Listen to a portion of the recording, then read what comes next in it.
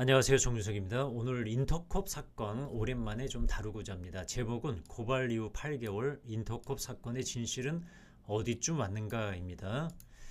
제가 고발한 지가 지금 작년 7월이었으니까 거의 8개월 되고 있는 상황인데 많은 분들이 궁금해합니다. 인터콥 고발건 어떻게 됐느냐라는 거죠. 그것에 대해서 오늘 알려드리고요. 부제목은 최발본부장 교회 재정으로 부동산 취득했나? 횡령, 배임 혐의 정조준이고요. 반론으로 사익 추구는 없었고 실제 사용 관리 주체는 인터컵이다. 핵심 의혹 전면 반박한 인터컵의 입장도 마지막에 간략히 알려드리겠습니다. 지난해 7월 본지 정윤석 기자는 인터컵의 최바을 본부장을 업무상 횡령 및 배임 혐의로 서울 용산경찰서에 고발했습니다. 용산경찰서 어떤 곳인지 아시죠? 지금 대한민국 내에서 가장 바쁜 곳입니다. 가장 중대한 사건과 밀접한 관계된 그런 위치에 있는 곳입니다. 그래서 정말 바쁘다라는 것 이해하고 계시면 좋겠습니다. 제가 고발한 내용은 최 본부장이 인터콥 자금을 이용해 부동산을 매입하고 건축했으며 가족에게 특혜성 지분을 매각하고 해외 부동산을 취득하는 과정에서 자금 출처가 불분명한 점 등 중대한 재정비리 의혹이 있으니까 이거 철저하게 수사해서 엄벌에 처해달라. 만일에 혐의점이 입증된다면 이라고 단서를 달았습니다. 그로부터 8개월이 지난 지금까지도 수사 결과 지금 발표되지 않고 있어요. 이에 본질은 독자 여러분들의 궁금증을 좀 해소하고 이 사건이 단순히 개인적 감정이나 개인적 문제로 고발을 한 것이 아니라 한국의 선교단체와 관계된 매우 중대한 공적 의미가 있다는 것을 다시금 환기하고자 현재까지 수사 진행 상황을 정리해서 말씀드리고자 합니다. 첫 번째, 수사 진행 상황입니다. 8개월째 수사 장기화되고 있습니다. 중단된 게 아니고요. 장기화하고 있습니다. 이유는 두 가지인데요. 신중함과 복잡성이라고 볼 수 있습니다.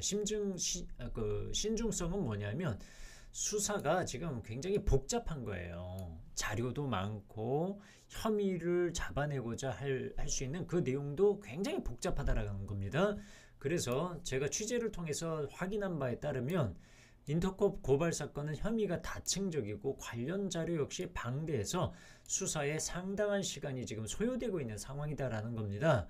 그래서 사실관계 다각도로 확인 중이고 계속해서 수사 중인데 이것을 좀 신중하게 접근하고 있기 때문에 길어지고 있다라는 겁니다. 수사기관이 사건을 소홀히 하거나 지연시키고 있거나 중단하고 있다라는 뜻이 아니라 철저하고 신중함을 기조로 수사에 임하고 있다라는 점 기억해 주시면 감사하겠습니다. 두 번째로 가장 궁금해하시는 건데요. 최바을 본부장에 대한 수사 결과 언제쯤 나올까라는 건데요. 향후 3개월 내에는 결과가 나올 것으로 좀 보고 있습니다.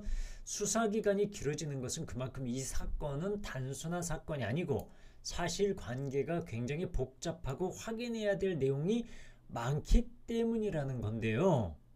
그런 가운데 지금 8개월이 지났고 그래도 1년은 안 넘길 것이다. 10일, 8, 9, 10, 11개월 정도 본사건 중대하고 구조적인 성격을 가진 사건으로 인식하고 있기 때문에 수사에 상당한 공을 들이고 있다는 점 기억해 주시기 바랍니다.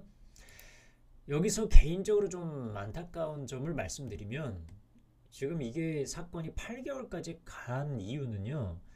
사건과 관계된 당사자들 그리고 내부 비리를 누구보다도 잘 알고 있는 분들이 아무도 이 고발에 나서지 않았다는 점이에요.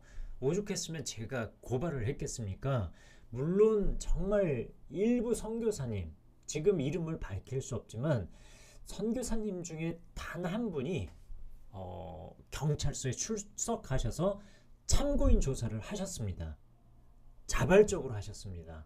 그분께 이 자리를 빌어서 정말 감사드리고요. 만일 그 300명 탈퇴 선교사님들 중에 10% 정말 30명만 참고인으로 내가 하겠다라고 했다면 이 사건은 아마 향방 완전히 달라졌을 겁니다. 그래서 길어지고 있는 거 그것은 경찰의 수사 능력 부족이 아니라 정말 이 문제를 잘 알고 있는 참고인들이 증인들이 많이 나서지 않았다는 점, 그 한계가 있다는 점을 염두에 두고 이해를 해주셔야 돼요. 그러면 혐의 과연 인정될까라는 부분이에요. 이것은 제가 단정적으로 말하기는 어렵습니다. 일부 혐의 인정될 가능성도 있지만 어떤 사안은 인정되지 않을 수 있다라는 좀 신중한 상황입니다. 최종 판단은 결국 향후 수사 결과 통보를 통해서 확인될 것인데 그것도 역시 3개월 이후에나 확인이 되겠죠. 개인적으로 아쉬운 점 말씀을 드렸고요. 고발된 내용은 그럼 과연 무엇인지 다시 한번 정리하겠습니다. 첫 번째, 제가 고발한 내용은 최바울 본부장 명의의 부동산 매입입니다. 상주 인근이고 총 11건이고 총 13억 원 상당인데 전부 이게 2021년까지의 상황입니다. 지금 시일이 좀 지난 건입니다. 그 당시 기준으로 13억 원이라는 거죠. 그리고 두 번째가 미션하우스, 상주에 있는 미션하우스 횡령건, 그리고 세 번째가 딸 최예림 씨에게 공덕동 상가를 저가 매도한 건, 이거 업무상 배임이고요. 75만 달러 규모의 연금 상속보험 가입건, 튀르키예 부동산 소유 및 외화 반출 의혹건입니다. 밀반출이라고는 하지 않았습니다. 죄송합니다. 이들 중 어떤 혐의가 인정되고 어떤 혐의가 이게 기각이 아니라 인정되지 않을지 아직 알 수 없지만 수사기관의 통지를 통해서 3개월 내에는 확인될 겁니다. 고발인이 저이기 때문에 저에게 먼저 고발 통지, 결과 통지가, 처분 통지가 올 텐데 그때도 역시 어떻게 되는지 알려드리겠습니다. 침묵 대신한 고발 끝까지 밝혀져야 합니다. 이 사건은 단순히 한 선교단체 내부의 갈등이 아닙니다. 기자가 고발에 나서게 된 배경에는 2024년 봄 약 300명의 인터콥 선교사들이 조직을 집단 탈퇴하며 내부 재정 운영과 조직 사유화 문제를 제기한 사건에서 비롯됩니다. 이들 중에는 정말 20-30년간 헌신해온 선교사님들도 포함되어 있었고요. 이분들은 정말 그 절망감과 그 충격 얼마나 컸을지 전 모르겠습니다. 이게 전 가늠이 안 됩니다. 왜냐하면 저는 인터컵 피해 당사자가 아니기 때문이죠. 그러나 그 선교사님들이 그 재정 비리 의혹을 처음 보고 이거는 가능성이 높다라고 판단했을 때 받았을 그 심각한 충격은 이루 말할 수가 없을 겁니다. 그런데 더 충격적인 것은 그들이 그토록 헌신했는데도 불구하고 정당한 기금들이 있단 말입니다. 그 기금 정산조차 받지 못한 사례도 존재합니다. 이거는 제가 어떻게 나설 수 없는 상황이고, 이거는 각각 선교사님들이 제가 변호사랑 상담을 해보니까 대여금 반환 청구 소송을 해야 된다라고 하는 거예요. 왜냐하면 이 선교사 기금은 나중에 내가 받기 위해서 모아둔 돈이라는 거예요. 그러니까 이것은 나중에 받을 수 있는 돈이기 때문에 결국은 근데 못 받았어요. 그러니까 대여금 반환 청구 소송을 해야 된다라고 말씀을 했습니다. 혹시라도 이것과 관련해서 나 고발이 아니라 손해배상, 대여금 반환 청구 소송을 꼭 해야 되겠다라고 생각하시는 선교사님이 계시면 제 핸드폰 번호입니다. 여기로 연락 주세요. 제가 손해배상, 대여금 반환 청구 소송을 직접 할 수 없고 변호사님을 소개해 드리겠습니다.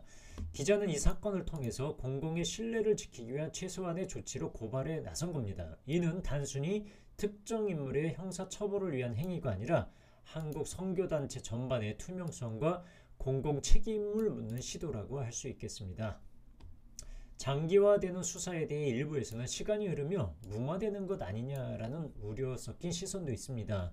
그러나 지금까지 상황을 보면 수사기관이 이 사건을 구조적 중대사건으로 인지하고 철저히 접근하고 있다는 점에서 긍정적으로 처분 결과를 기대할 수 있는 그런 여지도 있다는 점 말씀드리고 싶습니다. 본지는 앞으로도 이 사건의 공적 의미와 교계 전반에 미치는 영향을 지속적으로 보도할 예정입니다. 향후 결과가 나올 경우 신속히 전달함은 물론 이번 사건이 한국 선교단체가 스스로를 돌아보고 정화되는 그런 계기가 되길 바랍니다. 단순한 고발이나 폭로를 넘어서 건강한 사역과 투명한 리더십이 회복되는 출발점이 되었으면 좋겠습니다. 다음은 인터콥 측의 반론입니다. 제가 이렇게 고발을 했는데, 그리고 영상도 올리고 있는데, 인터콥 측이 사실 저에게 내용 증명을 이렇게 보냈습니다. 도장 꽉 찍어가지고요, 빨갛게. 그리고 변호사 명의로 보냈더라고요. 이것에 대한 답변 안 했어요. 왜냐면 일일이 답변할 저 입장에선 가치는 없다, 이렇게 판단을 했는데, 어쨌든 내용 증명을 보냈는데, 그 내용에 요약을 하면 다음과 같습니다. 상주 열방센터 인근 농지 소유 관련 의혹에 대한 반론인데요. 종교단체 명의로 농지 소유가 불가했다. 그래서 최발 본부장 명의로, 그러니까 사적 명의로 구입을 한 건데, 그거는 종교단체 명의 농지 소유는 불가하기 때문이라는 거예요. 그러나 모든 세금 서류상 단체 재산으로 등록되어 있고 관리도 단체 차원에서 진행 중이다라는 거예요. 농지 활용도 선교사 훈련과 농지 용지로 사용되고 있고 실사용도 진행 중이다라는 게 인터콥 측의 입장입니다. 최발 본부장은 최발 본부장이 아니라 최발 본부장 측이 맞겠죠. 해당 농지에 대해 소유권 주장이나 사적 이익을 취한 적이 없다고 주장하고 있습니다. 두 번째로 상주 미션하우스 관련인데, 최발 본부장이 개인 용도로 매입한 부지에 지은 단독주택을 미션하우스로 명명하여서 현재 거주 중이고, 매입비, 건축비는 모두 본인 자금으로 지출했고 교회 자금은 사용한 적이 없었다라는 것이 반론 내용입니다. 나머지 부지는 인터콥 선교회가 물류 농장 용도로 사용 중, 단체 용도로 또 사용하고 있다라는 거예요. 세 번째, 서울 마포구 신공덕동 건물 매입 및 매각 관련 의혹에 대한 반론인데요. 매입 배경은 2019년 12월 건물을 12억 5천만 원에 매입했으나 건물 구조상 일부 공간이 공실로 남아 사용에 어려움이 있었고 구분 등기도 되지 않아 지분 매각은 어려웠다. 그래서 이런 어려움 때문에 공동체 관계인이 매입하는 방안이 추진되었고, 최발 본부장 딸 최혜림 씨, 왜냐면 공적 인물이니까 최혜림 씨를 통해서 자금 대출을 받아 매입을 권유하게 됐고요.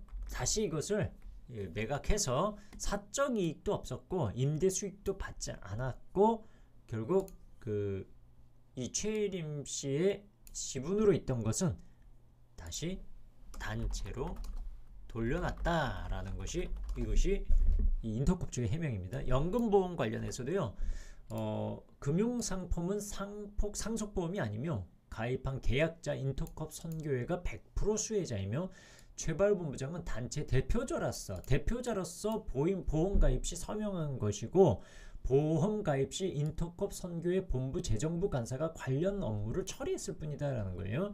해당 보험은 계약자가 단체로서 계약자인 단체에게 보험금이 지급되는 것으로 이미 확인이 끝났다. 그래서 의혹은 해소됐다라는 겁니다. 다섯 번째, 해외 부동산 소유 관련 의혹에 대한 반론인데, 인터콥은 해외 선교지 프로젝트를 위해 법인 명의로 부동산 구입 시 취소 또는 귀속 위험이 있어서 현지 법률 세무 문제를 피하기 위해 개인 명의로 구입하기로 결정했다는 겁니다. 그래서 최바울, 강요한, 김스테반, 손땡땡 등 리더 명의로 부동산을 구입해 프로젝트를 진행했고, 이는 법률 자문을 거쳐서 재산을 보호하기 위한 목적으로 진행된 거다. 선교사의 이름이 아니기 때문에 현지 활동 시 발생할 수 있는 법적 문제를 예방할 수 있다는 장점이 있다라고 주장하고 있는 상태입니다. 그러니까 핵심 반론은 사적 이익을 위해서 추구한 게 아니고요. 실제 사용 관리 주체는 인터콥 단체이기 때문에 이거는 횡령 배임이 아니다 라는 것이 최발 본부장 측, 인터콥 본부 측 반론입니다.